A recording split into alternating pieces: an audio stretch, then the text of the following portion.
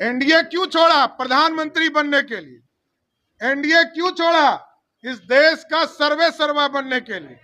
अब उनको 4 गो गांव का नेता बनाने की तैयारी हो रही है। तेज प्रताप ने कहा है कि आरएसएस और बीजेपी वाले गुंडे हैं, सड़कों पर छेड़ते हैं लड़कियों को। तेज प्रताप ने कल बोला है। देखिए, मैं तो किसी का जवाब नहीं देता हूं, लेकिन राष्ट्रीय जनता दल में जिनको अपनी इज्जत बचानी है वो पार्टी छोड़ दे, नहीं तो इसी तरह धक्का लगता रहेगा।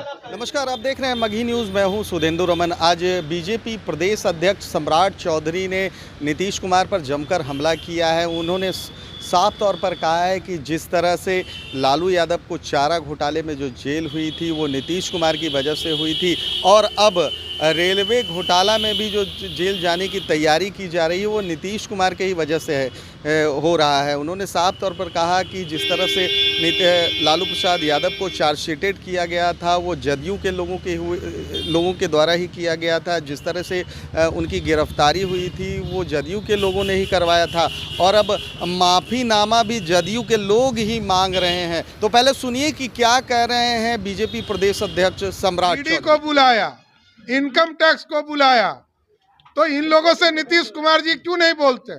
और नीतीश कुमार जी को सार्वजनिक माफी मांगना चाहिए, और सबको फंसाम नीतीश कुमार जी ने चारा घोटाले में लालू प्रसाद जी को जेल भेजवाया, पूरा बिहार की जनता जानती है।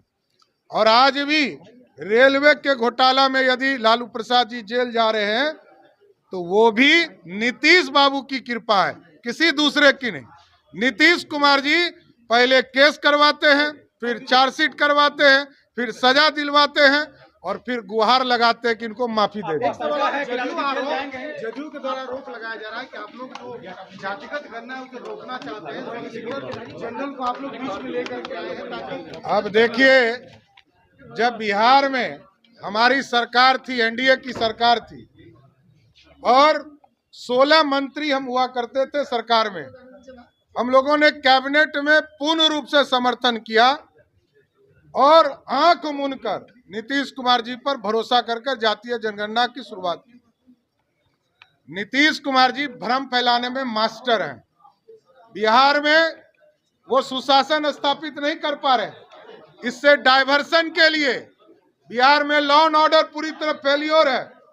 बिहार में सुशासन खत्म हो गया, बालू माफिया का राज है, शराब माफिया का राज है। इससे डाइवर्सन के लिए ये जातियों का कार्ड खेल रहे हैं। देखिए, जातीय जनगणना में पूर्ण रूप से बिहार भाजपा ने अपना समर्थन दिया है और आगे भी जारी रखेगा। मुंबई जा रहा है, बैठक में शामिल